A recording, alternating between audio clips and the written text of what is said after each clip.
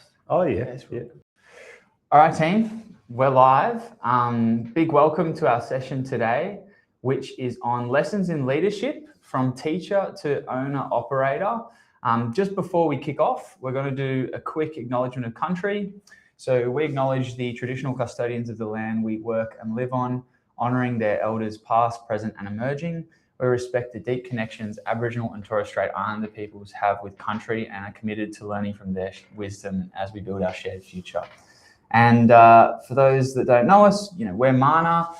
We're committed to ensuring every child has an extraordinary start to life. And as part of this, we're really keen on elevating some of the great stories out of ECEC. There's so much inspiring people that have made a real impact and are continuing to make an impact. We really want to elevate that.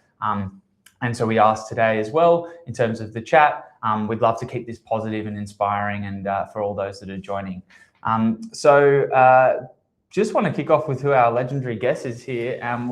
We're in a room together here, and we'll go widescreen shortly, but we're very lucky to have Ray Everest, who was the founder of Future Focus, which is a group of services in New Zealand. A few of you might know them. Ray has had an incredible life journey, so we're going to unpack that today and learn about his sort of roles in leadership. And obviously, myself, you've probably seen me before. I'm Hayden. I'm the head of partnerships here at Mana. So without further ado, we might kick off and go widescreen for you guys. Ray, I know that was a very brief intro to you, but keen to kind of maybe just get a little bit of an overview of like the different roles you've had in your journey to where you are today, and give people a bit of a sense of that, because it's pretty impressive. Thank you. Yeah, kia ora koutou. Ko Ray Everest toko ingoa, no Tukurua hau in New Zealand. I am of Ngāti Raukawa descent. Tainui Waka is my affiliation at home, and I'm really proud to be part of this. I think the first thing to acknowledge is in the massive career shift is becoming a dad. I was a dad young at 16. My son Courtney has just turned 27. That was a very big shift in actually the stewardship of my life. I think that he's been probably one of the most critical parts to my own development as a man and as a husband and leader and father. So, because those things certainly should amalgamate in my view. So Cortez is probably the big one, and then obviously me being a husband to Courtney, who's the founder of Future Focus, and is probably more the big boss mate than me. And obviously our other two babies, Marlo and Frankie. Yeah, I've been really lucky. I've had an amazing career in education. I've literally taught babies to year 12 over here, which is similar to what I've literally taught the whole line. I've taught overseas. I've taught in low socioeconomic areas, high. I've done a whole lot. Now, principalship. And I guess the key factor to all of that is that how do we build greater access so that people have the opportunity to turn down opportunities versus they just don't have the opportunity at all. And that's why the Mana alignment, because you were talking about a great start, that absolutely matters to me, because if we can build greater access, and like I said, people can say, oh, thank you, but no thank you, versus I can't, where do I go and do that? And then we're really going to do well as a society. So I think in that journey of my career, that's certainly been a key driver. And I've had amazing people that have known when to put their hand on my shoulder and say, hey, you're doing well, Ray, or to kick me up the backside and say, hey, man, you probably need to do a bit more, including my wife, who still do that. That's great. Yeah. No, I think, one thing that sort of is quite common in ECEC is, also people being thrust into leadership roles potentially earlier than which they've been given the training and coaching for, particularly after COVID. I think we saw a lot of attrition of some senior leaders within the sector, and that meaning people have to step up. And I often hear from a lot of services of people that are double hatting or triple hatting leadership roles. And because, we have almost like this passion tax with education, is that we're so passionate about helping children that we've got so much intrinsic motivation to take on a lot of these responsibilities. And I know from your journey that you were thrust into leadership at quite a young age. I'd love you to tell us a bit more about your story going from a teacher to a principal and how old you were in that. Yeah. And I'd love to hear, what was that like for you getting that call up? How did you deal with imposter syndrome? How did you kind of go about that? And tell us a bit more about that. Well, I wanted to become a teacher because I was like, right, I can do a better job than the teachers I've had. And then I got to my first ever practicum where you go out into schools. So I won't name the school, but I was at the school and I was like, yep, I'm becoming a teacher because I could be a better teacher than what I ever had. And then I remember this one interaction with the principal and I was like, well, this is why teachers aren't doing well. It's the leadership. I'm going to become principal as quick as I can. And yeah, I did it in 3.5 years. So I was 26. I won a role in a small school of about 80 kids. In a small country school, and yeah, it was not a job I liked. But so just to come back a wee bit, it was built on impact, access. How do I free people up to do what they signed up to do? Right. I remember my first ever staff meeting, 4 teachers and myself, and I said, way back then in 2008, I said, what are the 3 things that you'd get rid of if you could today? And they said, paperwork. Number 1. That has not changed and increased, and it has got 10x. They said testing, because that just triggers more compliance and paperwork. And the third one was difficult parents, which is probably still relevant today.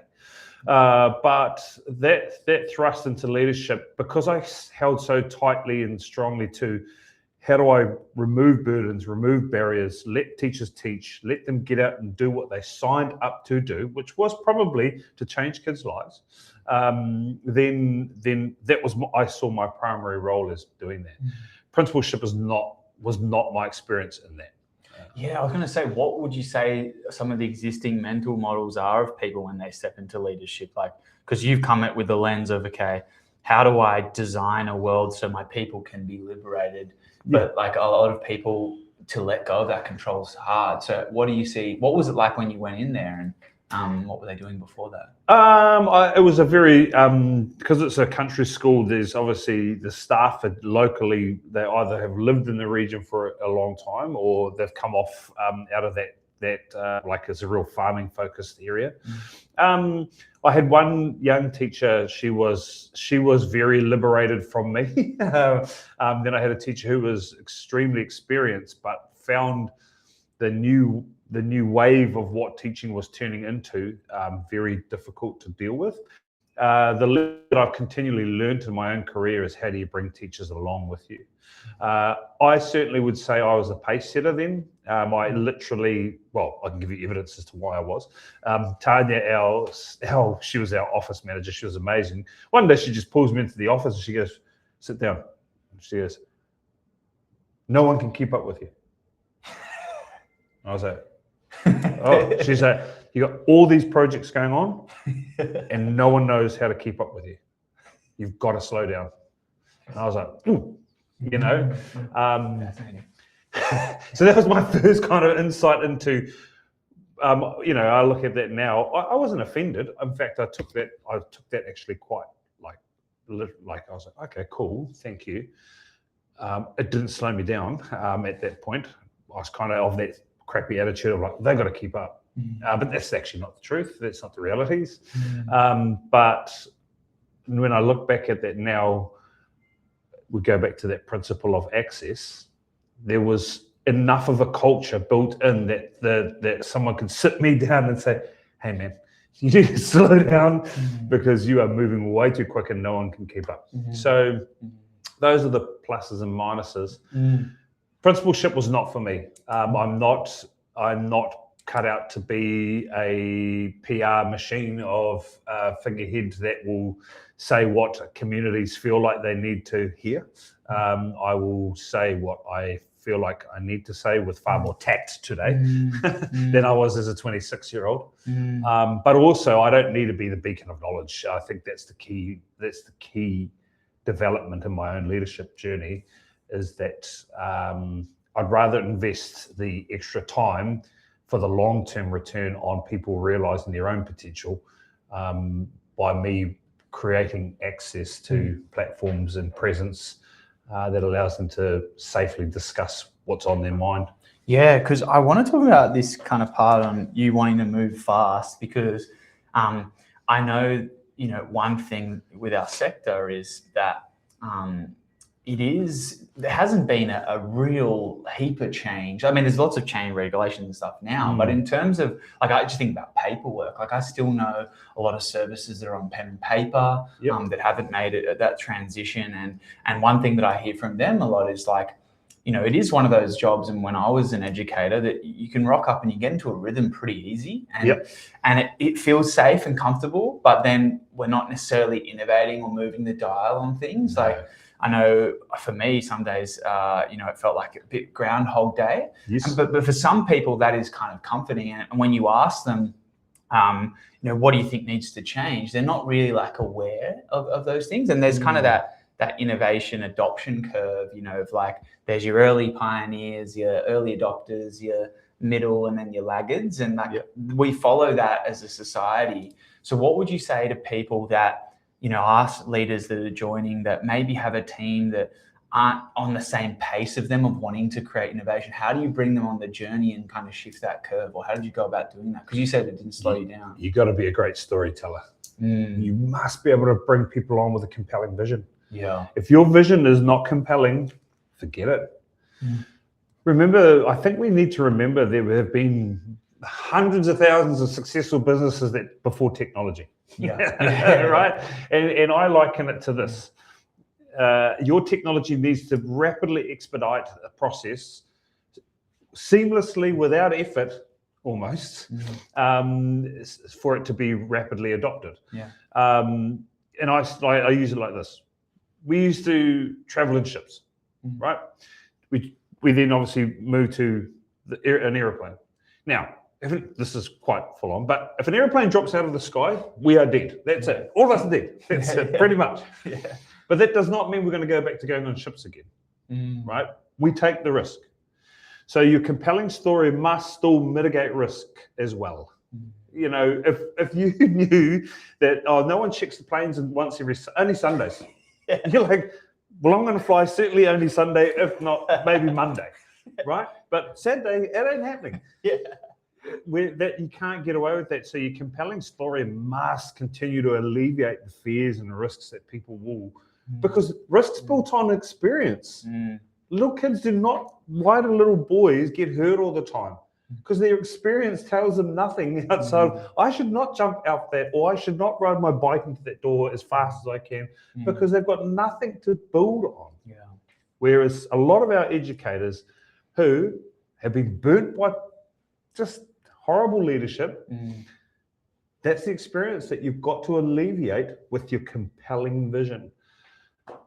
And that comes from being able to tell a good story and follow through, man. Because you'll quickly get found out if your story is crap. Yeah, that's a really good point. And I think, like, one thing, what would you say to people that are trying to kind of build this storytelling ability, but just feel kind of really overwhelmed with, the state of where things are? Like, I think there's been a lot of negative sort of media in the news recently, and it's hard to kind of find that motivation. Where did you kind of continuously find that seed of motivation, and how did you keep that sustained? Well, when we with Future Focus, we really looked at, like, when we built our first Future Focus in Papamoea, people were like, why are you opening another centre? There's like 10 other centres here. And we're like, yeah, you're right.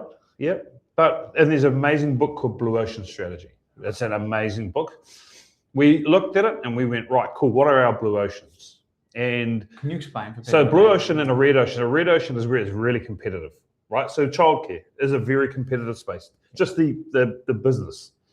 But if, for example, we are a Māori childcare or a First Nations people childcare in an area where there is mainly mainstream, automatically we are in a blue ocean. It doesn't work if there's enough people to come to it, but if the need's there, you automatically are in a blue ocean. You're not competing. But then we looked at elements. So a good example was storytelling. We don't call it marketing, it's storytelling. Yeah. We committed to telling great stories about the sector. Because like here, anything bad, straight into the media. straight on talkback, straight in front page. Yeah. Yet it doesn't accumulate for the 40,000 other great teachers that are doing great things, educators that are doing great things in the sector daily. So we were like, well, if we let them just build their own rhetoric, they will go and build their own rhetoric. So the blue ocean was, how do we go and tell stories regularly? So we spoke about personal, so PR, the principle of PRT, personal, relevant, timely. What does it personally mean to me as a parent, right? We do know this. If they could be home with their kids doing stuff, they would. The economy does not allow that. But if I can guarantee you almost 8 out of 10 people, if they could be at home with their kids more, they probably would, right? So it must be personal. The story must be personal to them. It must be relevant, as in like, I get and understand what they're doing here. Oh, they're at the beach. Yes, I would take my kids to the beach. If I was at home with my kids, I would go to the beach on a day like this. But I'm at work, I can open up my socials and get, oh, actually, little Ray's at the beach. And timely, meaning that I'm not making content a month before or 2 months before and just rolling it out like a machine. Yep. That's rubbish. So in that setting, when we separated storytelling out as a blue ocean, we committed to some principles. And one thing, which if you are out there, one thing we noticed with other centres was their social media will track up and then drop, and then track up and drop. And I was like, what's going on here? They were all after enrollments. Yeah. So their enrollments, and then they get the enrollments, boom. Yeah. And then need enrollments. And then boom. We committed to telling great stories about great educators. That's what we committed to doing. And that was a very powerful blue ocean for us. So when it comes back to some of those, if you let people tell stories, they will tell them. We can take back control in our own space, but also we commit to our truth. This is the truth of Future Focus. And we're surrounded by amazing centres like Blue Cottage and Bloom and Grow, the amazing news shoots, all these amazing centres. They've got to stick to their truth, and Future Focus needs to stick to ours. And when you tell your truth, how do you go wrong? Yeah. And how do you kind of find your truth of what's your unique, selling point? Like, where did that come from? And then how did you make sure everyone was aligned to that? Yeah, so the compelling vision is really important there. We talked about changing the sector. We have always talked about changing the sector. But in the first few years, we didn't know what that meant. We just said it. It was a catch cry. It was a war cry in some ways. Yeah. But then as our blue oceans became very clear to us, like, for example, one thing we're really proud of is we run our leadership council weekly. We've got a group of leaders that get together once a week minimum to talk through leadership things. Now, is that innovative? No. Is it innovative in Papamoea? Yes, because there are other groups that have got large groups of centres that do not do that. And I wondered why. Why would you not get your best people together to come and talk through the most important things of being a leader? That didn't make sense to me. So you have to test stress. You have to test that and put it out there to see if that's what we really do, if that is our truth. Yes, we've built great leaders. We've built all our leaders internally. Yes, we've made some mistakes. I have made some mistakes. But the proof is in the pudding that all our leaders have come through. We've got other sets of leaders coming through. And, no one like me, no one has to leave the most beautiful place in New Zealand to go and find a leadership role. They can stay ideally within Papamoea. And I think conceptually, Courtney and I, we also made peace with the fact if you build great people, you're going to lose great people. There's just never enough spaces. You can't have an NRL team with 23 superstars. Yeah. Right? You've got to have, some of them will go because they're not getting footy, they're not getting game time. So that's a measure of success. Yeah. If you lose great people, that's a measure of, on good terms. Yeah. It's a measure of success. So yeah, stress test, really test the theories out. Yeah. Spend time talking about it. Yeah. Like regularly. Yeah. Like commit to that. And I think ultimately, and we'll probably get to this, but as you go up. You got to go out. Go up, go out, so that you can see what's going on. Touch base regularly. Shut up and listen to your people. Go and talk to your teams at the centres. Yeah. They'll tell you. Yeah, because I think that's a important part. Like, I obviously kind of come from a strategy background and learn about all the theory of it at Deloitte. And I think one of the things that sometimes it can feel like a bit of a magic thing, but like people just get lucky, but there's a process around it. Like there's, first understanding your current state, which is what are the strengths, what are the weaknesses of what you're seeing within your team, talking to your community, your customers, listening to them, getting like this data input and understanding your current state. From there, you'll start to see some patterns of, okay, sounds like that there isn't a, we have quite a lot of, let's say it's a different culture within our community, and we can create more of a culturally relevant experience for them. That's a good example. Right? Yeah. But you've got to get out of your world. And we used to talk about this concept of look in and look out. So look out was kind of scanning what's happening in the world. What are the big macro trends? What's happening in your community? And then look in. What are some ideas from our people? Like, what are the strengths of our team? And then when you get to that view of the current state, you sort of, it's like the double diamond, like design thinking. You sort of diverge, then converge on what you think that kind of could be. But I think one thing that people kind of get stuck on, and I'm keen to get your view on this, is often they think of, okay, now I've got one idea and I have to execute it. And you talked a little about testing theories, right? Yeah. And I think strategy is about kind of optionality, and there's different things that could roll up to become different things. How did you go about you talked about testing and you had this theory for what Future Focus could be, but what was it like kind of iterating the brand and going through those? Well, a good example was actually, again, bringing teachers on board with what they deemed as marketing, where we were deeming it as storytelling. Yeah. That substituted as marketing. Yeah. You are asking people to get on camera and teach and be vulnerable. You can't expect that if the elitists won't do it. You know what I mean? Like, so if we've got leaders who like, for me and myself and Courtney out the front, if we won't get on a podcast, or we won't get out and talk to communities, or we won't go to space mum groups, or those sorts of things, we cannot expect our people to do the same thing. Now, you don't have to do it all the time. You just have to say, yeah, I've been there. It's like, I can comment on being a principal. I didn't enjoy it, but I've certainly done it. I can't not comment on being a principal if I haven't been a principal. I can't comment on being an NRL player if I've never played NRL. So you win the experience, then you help others win the experience. And so when we were tracking with people initially on like, hey, we're going to tell great stories, we had to keep telling that story. We're here to tell great stories about you. We know you've been in this career 10 years, and look at all the amazing things you do with art or music or engagement. We literally had one of our leaders.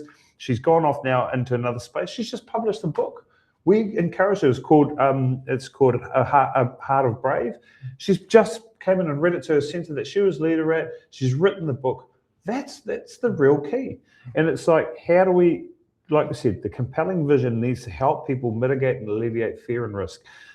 In that sense, if we can just go out and shift some of the mindset on some of that stuff, we can model it by us doing that. Yeah. Tell the compelling story and consistently deliver on what we say. Are we showing great examples of learning? Are we inadvertently creating a bank of resources across social media that people can go in and say, oh man, I love that idea, or wow, or this or that or this. And ultimately, are we promoting what we believe to be such a powerful sector, if not one of the most critical sectors in obviously Australia and New Zealand, in a positive light? Yeah.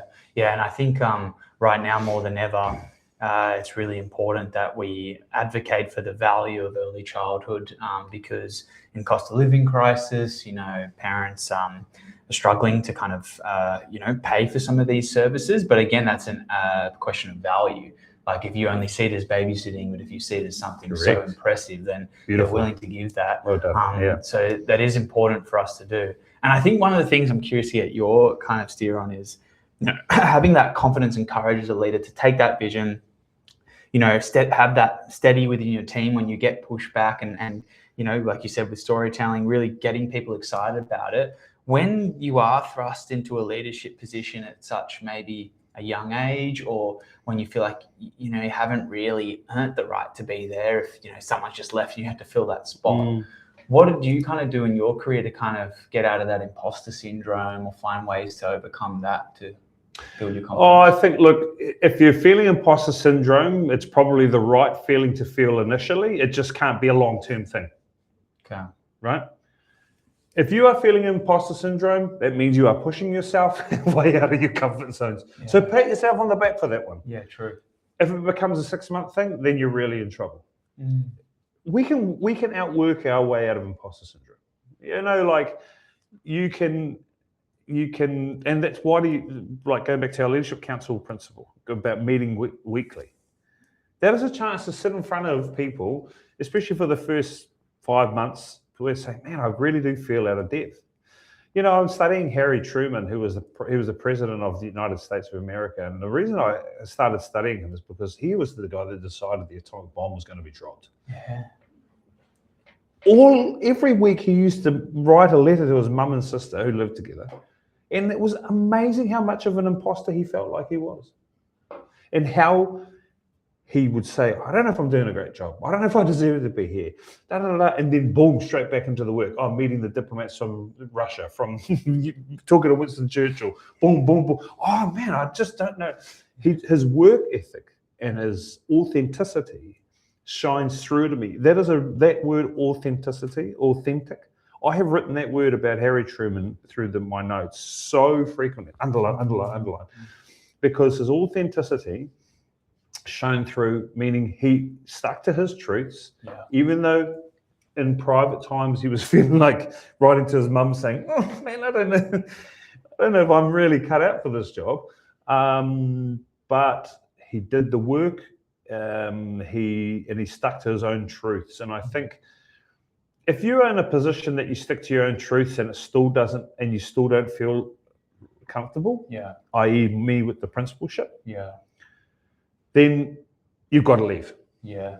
Like I walked away from the principalship. I was really, Courtney supported me massively because I just didn't enjoy it.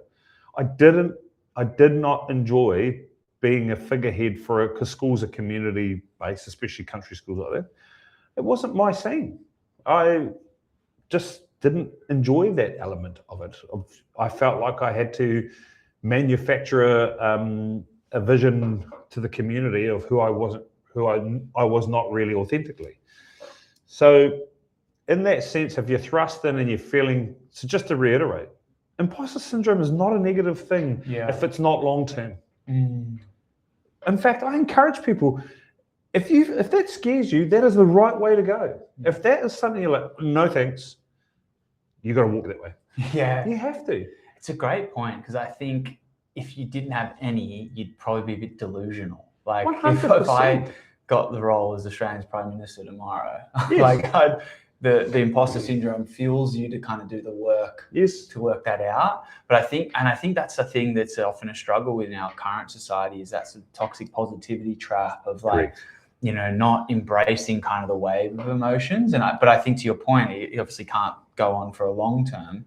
But I think the other thing you mentioned, which is really good, that often people don't consider, is like just that peer-to-peer vulnerability and just being like, because when I had dealing with imposter syndrome, just saying to like another friend in a different, service around, I feel like I'm not very capable, and they're like, I've had that feeling as well. You're like, cool, I'm not alone, because humans have this spotlight effect where we think that if it's happening to us, it's only happening to us. And so you need to kind of broaden your mindset. Yeah. So I like it's a relative proximity. Yeah.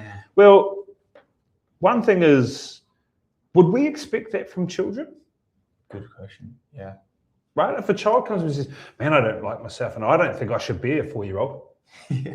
Would you be like, oh yeah, No, you wouldn't. So if you don't expect that from kids, do not expect that from yourself and from other adults. Yeah. I am always amazed at teachers who treat kids beautifully and amazingly, and they build these environments of access and love and care and respect, stuff we can't actually even measure. No government measures that, but I see it all the time, every single day.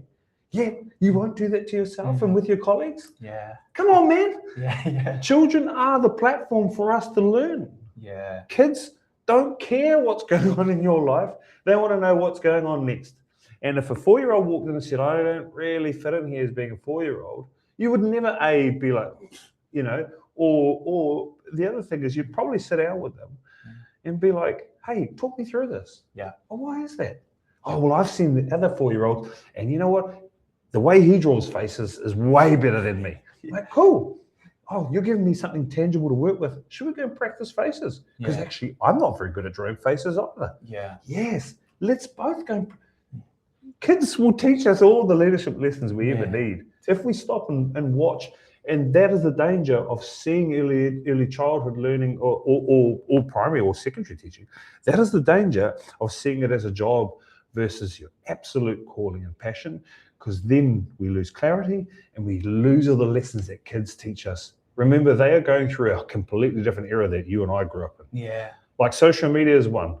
I am glad I did not grow up in that era. But we can't sit back and go, ooh, social media. We have to navigate through with them. I've got a daughter who's 11 and is going through these phases. I'm not like, deal with it in your room. We have to walk with them. Yeah. And teachers, I've worked in amazing teams where you've got teachers who, like I said, will put their hand on your shoulder and say, Ray, you're doing a great job, or kick you up the backside and say, hey man, you can do better than that.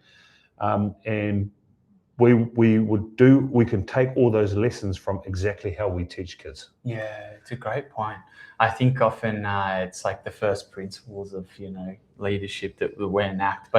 And it's, something, I don't know why that happens to us as adults, where some of those things go out the door, the compassion for people that we typically show to children. And obviously there's also the part of, you can't pour from an empty cup. And I think one of the things... And the cup needs to be clean too. I think that's an important principle to understand. There is no use having an empty cup or having a full cup and it's full of dirt and full of junk. Yeah. That's your head. Yeah. If you don't clean the clean the cup regularly, you would not just leave that glass just sitting on the bench and come and drink from it 365 days a year. You wouldn't. It's disgusting. You wash the thing. And yes, you can't pour from an empty cup. You're right. But I'd still rather have an empty cup that's clean, that allows me to, when that opportunity arises, that what goes in is not poisoned from my thinking, from my attitudes, from my beliefs. So that what I actually drink creates sustenance and nutrients for me, versus I'm just drinking from a gross cup. Yeah. And how did you kind of help provide those supports to your teams at Future Focus? Because I know probably one thing in the audience is there's maybe some leaders that might feel like, they're trying their best to lead their teams, but you also got to manage up and maybe feeling like they didn't have that support. So what were things that you learned on that journey around how do I kind of support this delegation and enable them? What things you implement? First thing, complaints should go up. I think that's an important... Complaints should go up. Complaints should go up. Okay. What do you mean by that? Well... I like that. I'm not really... I've seen these things with a certain political leader in the United States of America, and he just tells the world what's going on, and you're like, whoa, should you be telling me that? And I remember seeing this clip from Dave Chappelle, and he was like, can you imagine telling your kid, you're like, hey man, sit down. Look, I don't think we're going to be able to pay rent this month. And your kid's like, what? You wouldn't do that, right? When I talk about complaints go up, that was a principle taught to me years ago by a really cool principal that I had. And he was like, Ray, it always has got to go up. Because if you put that down on your team without it being solved or some sort of solution, then they will bear the brunt of it. Versus if it goes up and you can figure things out, then it comes back down as a workable solution. Right. I think one of the key principles of leadership is give people something tangible to deal with. I just told you about why is it you don't feel like a 4-year-old? that kid over there can draw faces way better than I can. Oh, you're telling me something I can help you work with, which is tangibly drawing faces. That's something tangible that you and I can go and work on. So when I take something upstairs to, like Ashley will come and see Courtney or myself or whatever and talk through something, the goal is that it comes to us so that she can go back down and filter the learning versus going this way and everything being consumed and the concern. There'll be some in your leadership, in your teaching team that'll be like, oh, easy, do this. But the beauty of that principle of it going up a wee bit and then bringing it back down just helps give leaders time to think. When I work with business owners, you've got to stop and think. And there's a principle I'm building up myself called think, do, think. And because often people will think, or they'll do. And I've been that person. I think, and haven't done anything with it. Or do, and don't do any thinking. And people are like, hey, you need to slow down. Yeah. Or, you might think, do. So you thought once, but you haven't come back right. All that's whereas the principle of think, do, think means I take my issue somewhere or my concern or my leadership struggle or whatever it is. I think on it. I ruminate. I journal. I go and find something to study about it. I do, then I come back and think again. And having that opportunity to go up means that I'm taking that practice of thinking really seriously. Because most leaders get caught up in the day-to-day. And like you said, there's the business lens, which, remember, that is the most critical lens. Because if the business closes, everyone loses their job. So they need to be financially viable. That is for certain. And we must never shy away from that. But that has to also be balanced in a way that we are absolutely meeting our leadership challenges and needs, and or actually like our passions and niches as well are getting a chance to be applied and growth opportunities happen. And that's where, my complaint is I'm not feeling very fulfilled with how this is going. Cool, I'm going to go and talk to someone up about this and then come back down with, hey, what do you guys think? I spoke to Hayden about this. Yep. What's your guys' thoughts? Versus, you know what, guys, I'm just really struggling with this and I don't know what to do, Yeah, because I feel like that's where I hear this happening a lot in services, where center directors often feel that they're just getting every complaint from their team, but there isn't that kind of sense of like them wanting to own it or come with at least a view, and that it's all coming on them. And so it sounds like, what you were able to instill was this open door policy, but also the expectation that you weren't going to solve for it in that instant. And it's like, hey, let's discuss it, but let's kind of workshop it down with you. Michael Bung, I spoke to you about this. Michael Bungay's down here, who's an Australian. Yeah. His work on this stuff is unreal. Like, you can look up his Advice Trap, The Coaching Habit. These books are accessible. They are great to just apply immediately. And one of my leadership heroes is a guy called Alan Mulally. So he was headhunted from Boeing, brought into Ford. He was the first ever non-family member. And they were on the brink of losing $16 billion. And this guy was the master facilitator. His presence brought out the thinking, not his voice. And that was a massive leadership shift in myself, is that you want your presence to build a platform for people to feel like they can solve their own issues. We would do that for kids as well. Let's go back to that. We don't say to the kids, if they're always scrapping with someone, we talk them through it. We social coach them. It's the same situation in leadership. And I find, when you look at Mulally and his leadership journey, the further up you go, the less your actual directives matter, unless it's real crunch. And generally it's the financial lens and that stuff and that side. But I think you'll find most people are capable of solving their own problems as long as you give them the platform, give them access to the platform to talk it through.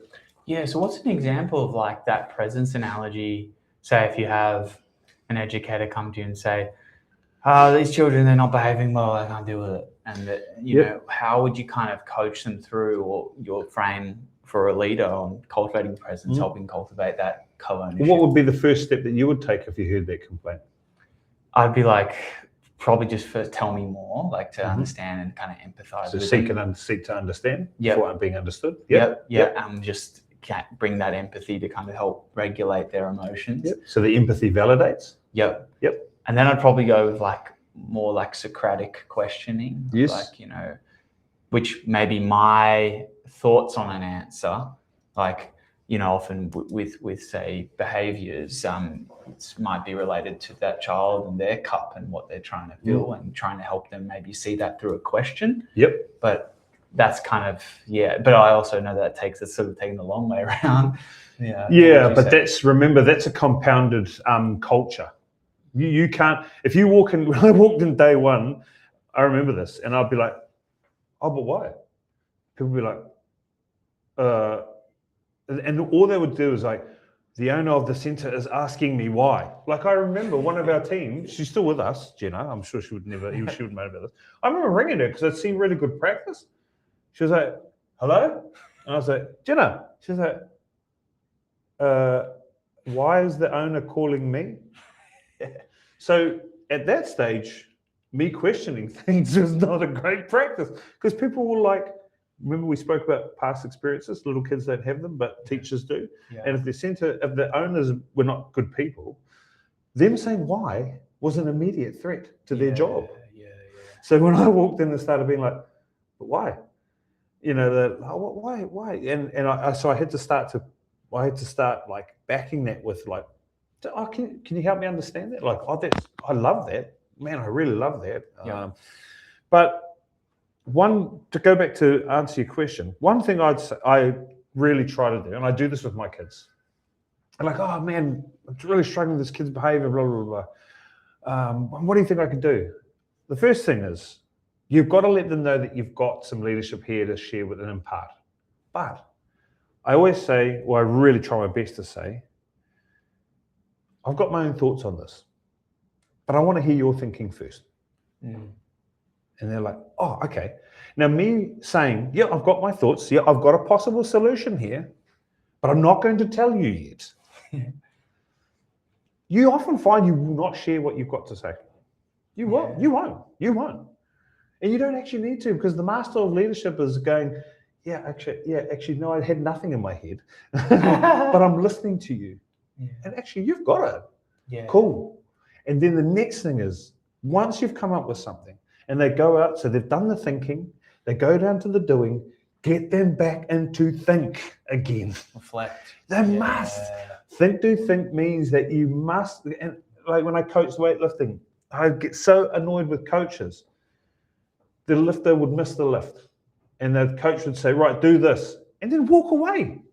You're like, what are you doing? You've just given a coaching point. Watch the lift.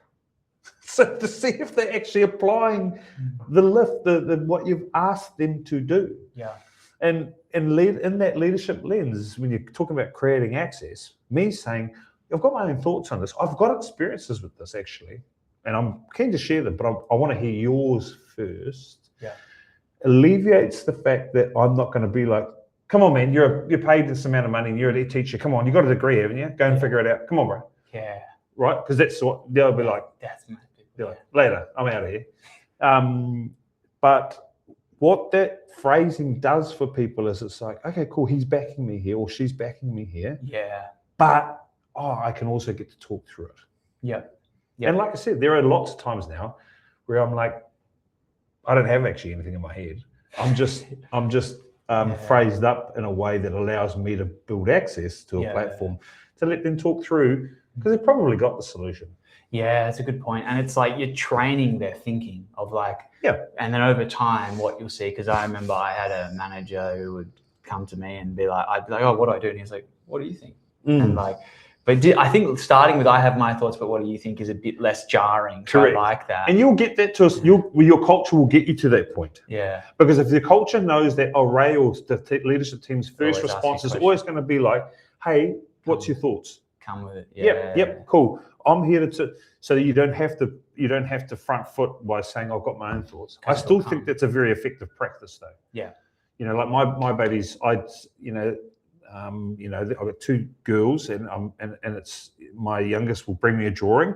She's like, Dad, do you like this? And it helps her when I say, babe, I've got my thoughts. I'm going to share them with you, but I want to hear what you like about it first. You know, that phrasing there is exactly what will work for any human, regardless of age and vulnerability level. So, and of course, we're dealing with a bell curve here. Yeah. There's extreme situations, like teachers who have been violently hit by kids, abused by parents.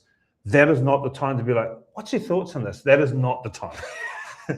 Right? Yeah. That is not the time. Yeah, okay. Read the room, brother. Yeah. That is not the time. Yeah. That is the time to put your arm around them or safely and be like, hey man, I've got you. We're going to solve this together.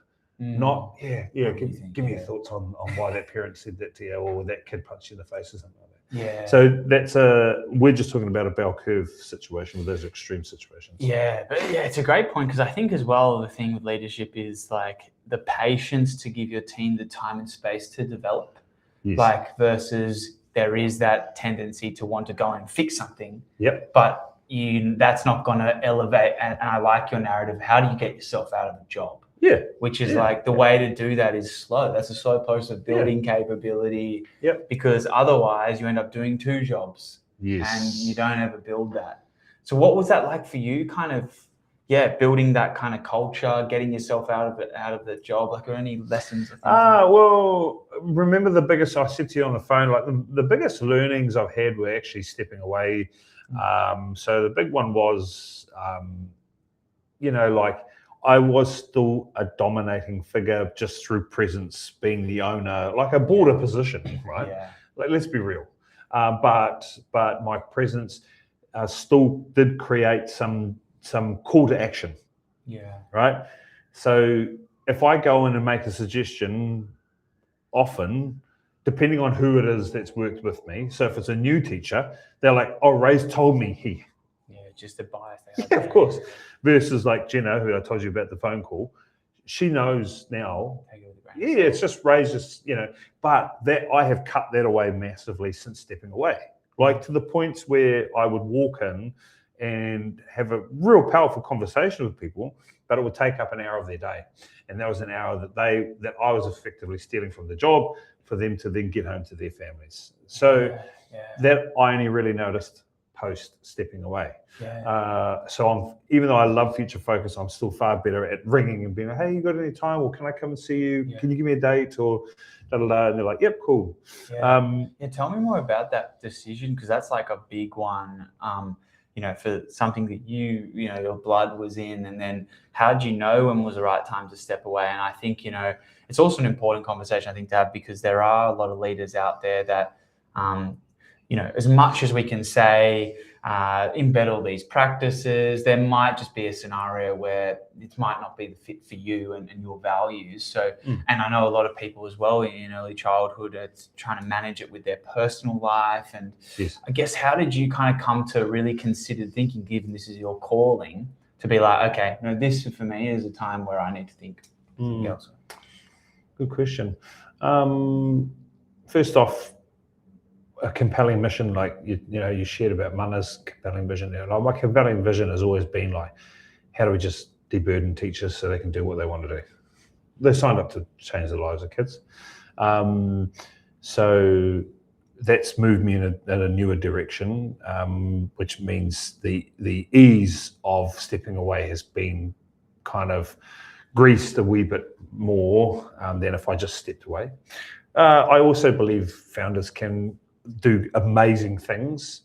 They have to be creative and they have to go out and build things, but they are not always necessarily the best leaders. Did you know that Elon Musk's CEO for SpaceX has been around for like 20 years. She's a female. No one knows that. I watched a podcast with her the other day. Now, Elon he's obviously the ultimate CEO of them all, and he's a front-facing figure. But actually, when I watch a lot of Elon's companies, he's got these incredible people in play. Other people like Richard Branson, those sorts of things. And you can find enough examples like Tim Cook with Apple. Is Apple anything without Steve Jobs? Maybe not. But Tim Cook has certainly taken it to another level. Satya Nadella, who's the third CEO of Microsoft, he's incredible. So there's a fine line between founders being able to still, because generally they are creative, they're builders, and they build more opportunities for people. So you've got to let that happen. But I just don't carry as big an ego that, future focus is me and I am future focus. Two key questions. Would I do it for free? I think it's a key question you should ask yourself as a leader. Would I do this for free? If you had like everything else taken if everything else is taken care of and it's a zero-sum game, would you go do it for free? Yeah, true. If you're not answering yes, you're probably in the wrong career. Yeah. So all your house mortgage, everything, your kids are sorted. Would you go and do that job for free? Yeah. If you say unequivocally no, you're probably in the wrong job anyway. Yeah. But the other thing is like, what does it look like in 50 or 100 years? Is future focus, if ECE is still, or ECC is still a need in 50 years, would we still be around? And what, because I won't be probably, the likelihood is I'm 43, I might be, hopefully, but I might not be. But will future focus still be around? Not many businesses outlive their owner. Yeah. Or their founder. So it's those those are deep questions to sit down and ruminate on. That's more of a think for a while. But I certainly go back and look at elements. Like look at Best Start. Shout out to two massive pioneers, and maybe people don't like them, but Chloe and Wayne, right? And I had a lot more to do with Wayne. I'd never met Chloe, but I met Wayne quite a few times and had some pretty deep discussions with him. He just passed away. They executed on a clear vision, and they built and built and built and built. But man, the pressures that they must have felt. But then Wayne was good at just stepping, Tony Roll and all these things. So there's a lot of information that we can go back and have a look at historically, where founders, they must keep building, but also how does a company outlive their founder and get better? Yeah. Because that's the key. That's why if you look at like Satya Nadella, who's the CEO of Microsoft, he is brilliant. And coming into the age of AI and what they're doing now, there's enough examples out there to look at. How did you think about doing that for future focus? Like when you were designing a bit of a plan, a succession plan, how did you think about, okay, cool, how do I still keep my vision? Well, the reality is the day-to-day work that a CEO like Ashley does is not the same as what a founder should be doing in my mind. Like we should be continually building opportunities for our people. So an easy example is build more centres. Yeah. So there's more leadership opportunities, and maybe it's closer to people's homes and things like that. But another good way is like innovating in marketing or innovating in program design. Like we've got Brittany Telefonos, one of our centre leaders, who's built this program called Tamariki Toa, and it's every week centres come in at one central point, and then we've gone through like Kapahaka, Cook Island, Samoan, Irish dancing, all those sorts of things. That's a program that she has built and is passionate about. So you've got to look at the day-to-day work should still be enabling, and within your own people, growth and opportunity and execution. But the founder's role in this sense, like with our AI element that we're building now, it should create more opportunities for people's growth and to hopefully suit people's appetite for growth. Because if you don't satiate people's appetites for growth, they will leave. Yeah. We spoke about that earlier. Which is a good metric, having people leave. Yeah, having people leave On because good terms. if you can't provide the situation that they're capable of, that's good. That is well done. We're glad to be part of this journey and go out and crush it. Yeah. You know, but if you can, but you won't, because not everyone wants to go this way. Not everyone wants to be a leader, and that's okay. I don't particularly enjoy leadership, if I'm being honest. I'm good at it. I wouldn't put that as. Would I do leadership for free? No. Really? No, I wouldn't. Today, no, I wouldn't. And that's just because it's the heart cost. What's that? Well, we talked about the passion price. Tax, The passion tax. It is the heart cost. You got to have a real strong ability to replenish. Yeah. Think about a video game, like you got to go around and collect up more health tokens to get your heart. I don't, and so in that sense, where I've got a preteen child coming into that space, and I just don't want to be burdened with a whole range of that stuff. I just want to go out and build and create. Leadership's hard, man. Yeah, it's a good point. I think, with dealing with so many people, humans naturally have that sense of compassion. And we hear a lot about jobs that have high amounts of burnout, like in early childhood, in nursing, because there just is police officers. It's just when you deal with people who are maybe vulnerable or have high needs, it's just you got to give a lot of your energy to it. Yes. And I think how do you kind of go about regaining your energy? It really comes to leading you knowing yourself. Yes. And I think that's a whole separate kind of probably webinar. But we're really passionate about that, man. We've been very open about my wife and Courtney and I. We get therapy. We go to therapy, man. Yeah. There's nothing wrong with that. Yeah. Go out and fix what holds you back in life. We are proud that lots of our teams go out and access therapy and talk openly about it. Yeah. If you're going through something, again, would you do that for kids? Yes, of course we would do that for kids. Why would we not have that conversation with adults? Yeah. That's one thing we're really proud of, that we have normalized that it's okay that if you've gone through a tough breakup, or you've lost a parent and it's hit you hard, or your kids are struggling at school, and if you're seeking support and help, that you can come and talk to me about, man, actually, I've had this therapy session and it's full on, and that's one way that we can help reduce.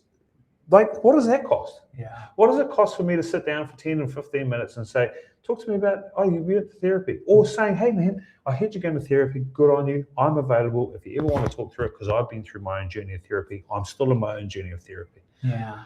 Those are the sorts of things that cost nothing, but they compound. And that's probably one big leadership principle that is important. Every action has a compounding effect, both positive and negative. Yeah. And if you look at the action I take today, builds an emotional bank account, so that if I do have to take a big withdrawal from their bank account, it doesn't drop them into negative. That's an important factor for understanding compounding leadership moves. If you are negative, if you're $0 in your bank account and I give you $100, you get to spend $100. If you're negative $100 and I get to give you $100, you still get to spend none of the 100. It's done. You still. I gave you the money, but you got no money. Yeah. And we often and I've been guilty of this as a person, we let our emotional bank account drop way into the overdraft. Yeah. Our culture continues to compound that and make it that, or it goes the other way. So the compounding effect of your daily leadership interactions should be positively depositing into those emotional bank accounts. So if and when, because hopefully you don't have to, but if and when you have to take a withdrawal because you've got to bring up something difficult, or it's a direct conversation that's uncomfortable, that hopefully it doesn't take them into the negative, or it even take out all their money so they've got nothing for themselves. Yeah, I think it's a really good point. I think we're coming up to time. I think that's a good way to finish it, because I think happiness is a muscle. and you got to, or we say like a leaky tire. Yeah. You know, you got to keep filling it up. And Yeah, you got to, it's an inside job. Yeah. Happiness is an inside job. Yeah. I think building calm and peace in environments that, like the therapy one's a good example where I've normalized you seeking peace. Yeah. I am going to therapy to sort something out so I can have a greater equilibrium of peace. I'm not going to, if I'm going to try and get over a tough breakup or a parent that's passed away, well, I actually can't take that back. Yeah. So happiness, if I drive happiness off that, but peace, the equilibrium of peace, where we can continue as leaders to really support and build access to that the consistency of peace when you walk into our doors and then walk out again. We're all part of the puzzle for every individual. And that comes back to, are you accessible? You know, do people feel supported from you? Do you have the right vocabulary and can you read the room? You know, do you do the daily deposits and look at every interaction as a compounding opportunity? It's those sorts of, do you think? Do you stop and think? Do you praise yourself? Do you pat yourself on the back enough? Yeah. It's a tough journey. Yeah. It is, but there are amazing people out there. We can all learn from lots of people. Be kind to yourself. Just today is only today's version. Yeah. Thanks, Ray. No, I could talk to you for hours, and I'm sure we could do this. There's so many things to unpack, and the wisdom that you've had, and I know a lot of other stories too. But a big thank you for coming out and giving this kind of wisdom to our people here, and it's been a real pleasure. So thank you so much. Brother, for joining awesome. us. I appreciate the opportunity. Thanks, mate. Thanks, team. Thank you very much, and look forward to hearing your feedback on our session, and look forward to many more. Thanks, team. Awesome.